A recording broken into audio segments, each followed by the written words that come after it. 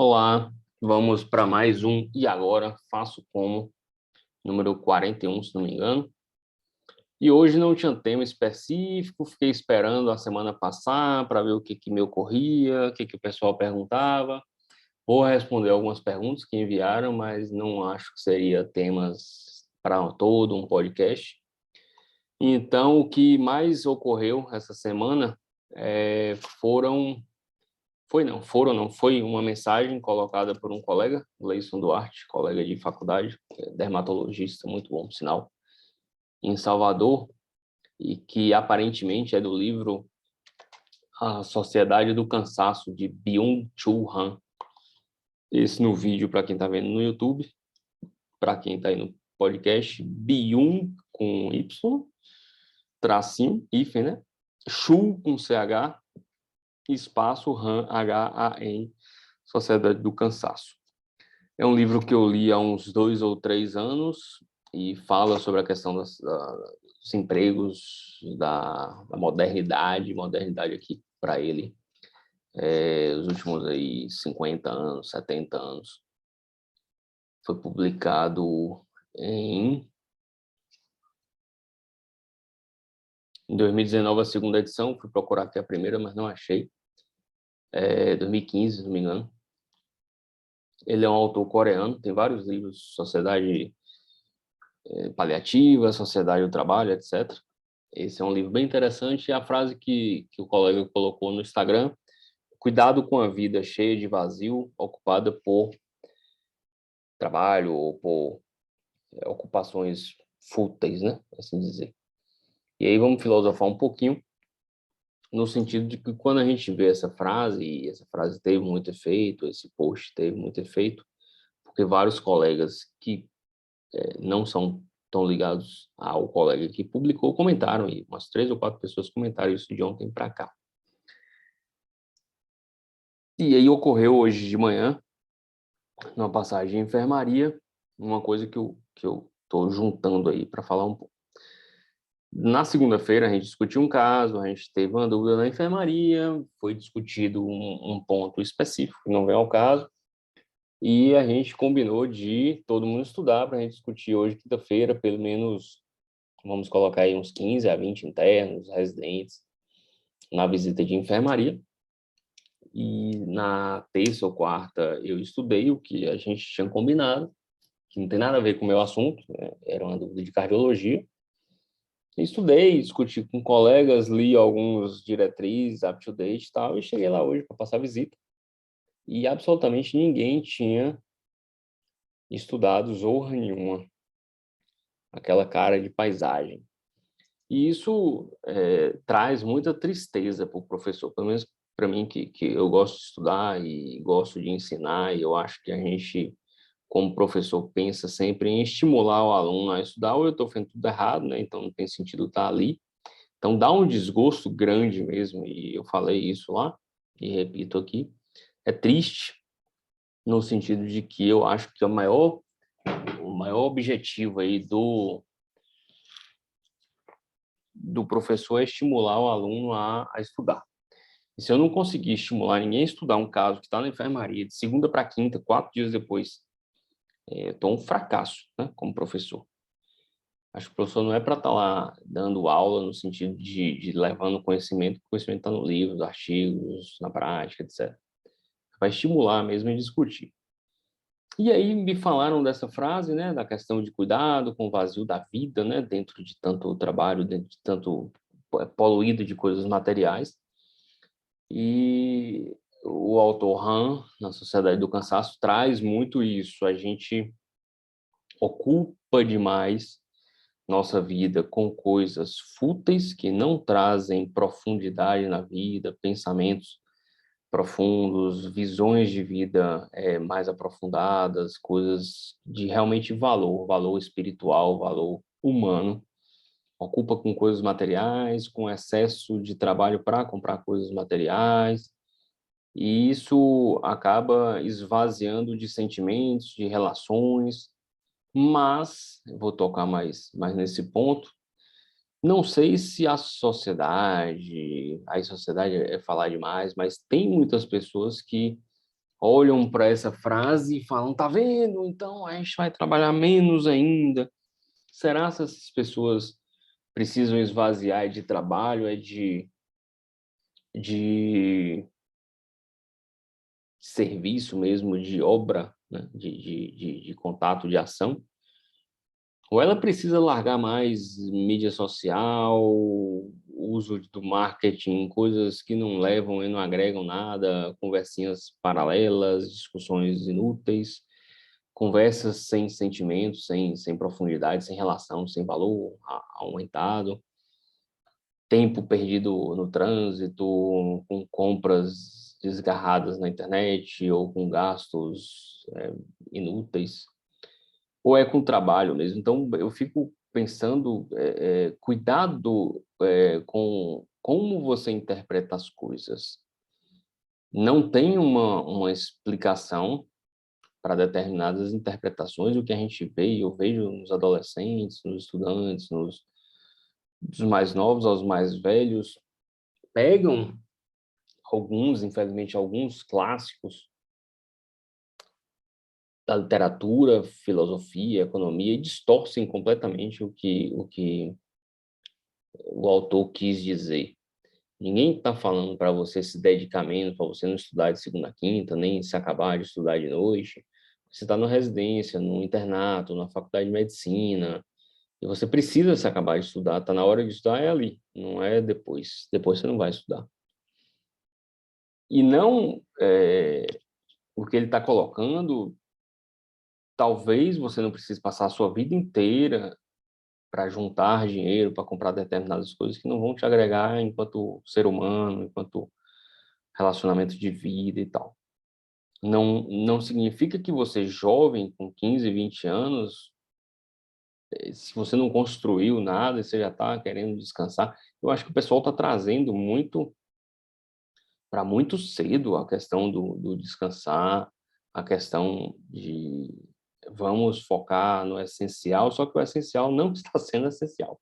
O essencial é a festa, é o carro, comprar vestidos maravilhosos, utensílios tecnológicos maravilhosos.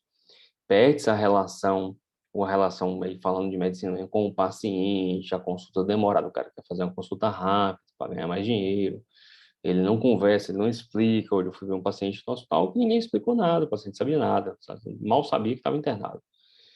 E ninguém explicou nada e o cara está lá internado tem um tempão. Então, perde-se coisas de valor, como comunicação, explicação para o próximo, criar relacionamentos de valor, reais, de verdade, e vivem num mundo meio de fantasia, no meu entender. Vale a pena a leitura, é um livrinho fininho, mas altamente complexo, no sentido de entendimento, pelo menos para mim. São 120 páginas, mais ou menos, de um livro de bolso, mas é um livro para ser apreciado com cautela, Sociedade do Cansaço. Um outro ponto do livro que eu estou finalizando agora, que é O Animal Social, que eu já citei aqui para vocês, traz isso da interpretação e da cobrança e corte de algumas obras no intuito de adequar essa obra ao que você quer entender. E ele cita que Adam Smith, filósofo da economia e tal, coloca e publicou 2 grandes livros, né, sobre economia. Então, Adam Smith publicou 2 grandes obras, né, as mais famosas, A Riqueza das Nações, citado por muitos em todos os tempos, desde a aula de História e Geografia do primário, a gente ouvia falar de Adam Smith, sobre as questões econômicas, filosóficas. E tem outro livro que é uma continuação, na verdade, o outro livro é o primeiro, que é a Teoria dos Sentimentos Morais.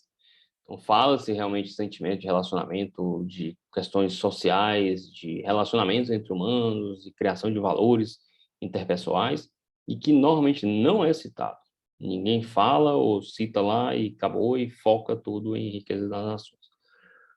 Então, o que a gente não, eu penso e que quis trazer aqui, a gente tem que ter medidas equilibradas na hora de aceitar um emprego, de trabalhar, tentar manter ali, como eu já falei aqui algumas vezes, 30, 35, no máximo 40 horas por semana de trabalho. Se você vai poder trabalhar muito mais, ganhar muito mais, tente focar nisso, tente ter outras coisas na vida, tente encher sua vida com outros interesses, além do trabalho em si, para agregar relações sociais, relações familiares, filhos, amores familiares, relacionamentos de amizade, de outros interesses que agreguem mesmo profundamente valor à sua vida. Então, quando coloca-se uma frase dessa, ele não quer lá dizer, e não quis dizer no livro, para você dar uma bicuda em tudo, chutar o balde, como falei na semana passada, e, carpe diem, eu vou aproveitar tudo, se eu morrer amanhã vai ficar tudo aí e enlouquecer. Não é para isso. A ideia é tentar valorizar as coisas que importam, sentimentos, relações sociais, famílias, filhos, saúde, etc. E não as riquezas, né, das nações. Isso é falado em vários outros autores, isso vale a pena se aprofundar. Lendo um pouco de filosofia, vocês veem o quanto isso é importante para a vida. Agora eu vou responder um pouquinho as perguntas aqui que foram feitas essa semana, coisa rápida. A primeira que foi enviada essa semana, na questão de se a pessoa faz residência logo ou vai trabalhar para juntar dinheiro e tal, e essa eu respondo de forma muito firme com o que eu não vivi, eu fiz residência direto depois que terminei a faculdade, e que eu ouvi de amigos muito próximos, alguns passaram cerca de 5 anos fazendo fora da residência, depois da faculdade, ganhando dinheiro para juntar dinheiro e tal, e que me falam que não serve para nada, que você nem junta dinheiro, nem faz a residência, nem constitui nada de valor futuro no sentido de crônico, você não arruma um emprego para toda a vida, você não evolui como médico se você pensa em fazer uma residência depois. Então, você só atrasa tudo. Então, minha dica sempre é faça logo a residência assim que você puder. Se puder, de preferência, seguido mesmo da faculdade direto para a residência. E aí veio outro questionamento, que foi, e se eu, por exemplo, tiver a oportunidade de fazer uma residência mais ou menos, no sentido de qualidade mesmo, direto, ou uma melhor, muito melhor, depois de um ano?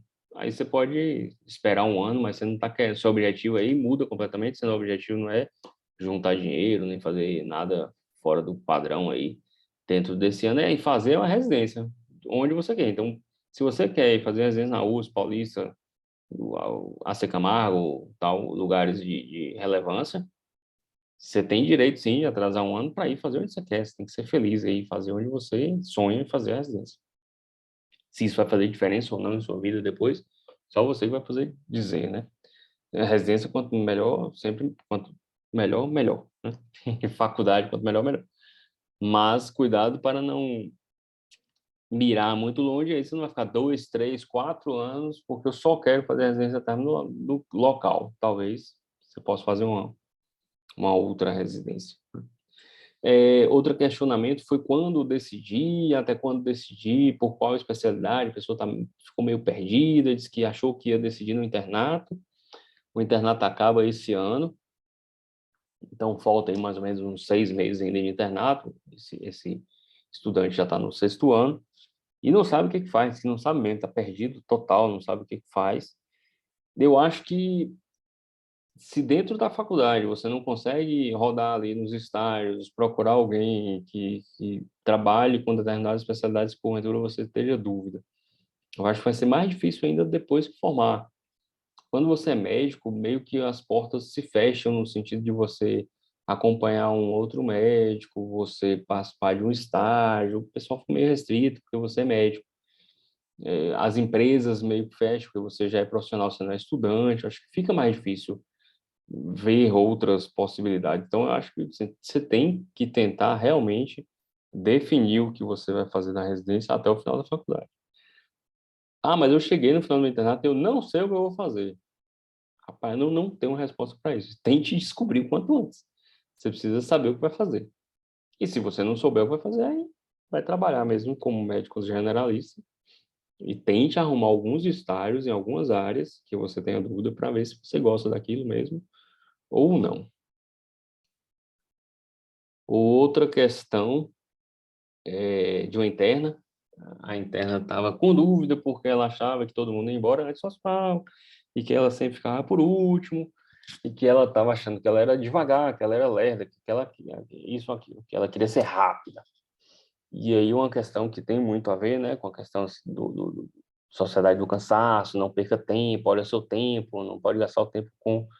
Você tem que ser mais rápido, não tem que ser mais rápido. Você não tem que ser... Aí a gente foi escrafunchar lá, porque ela saía depois, ela avaliava o paciente, fazia a prescrição, discutia com o residente, tudo direitinho. E depois ela voltava naqueles pacientes que ela viu lá, para avisar os pacientes, olha, eu mudei seu remédio de tal para tal, olha, hoje eu pedi um ultrassom, daqui a pouco de tarde você vai para o ultrassom, olha, eu pedi um exame de urina, daqui a pouco vão vir colher aí. Então ela voltava nos pacientes, e aí os pacientes falavam mais e queixavam mais e conversavam mais e ela acabava saindo tarde do hospital.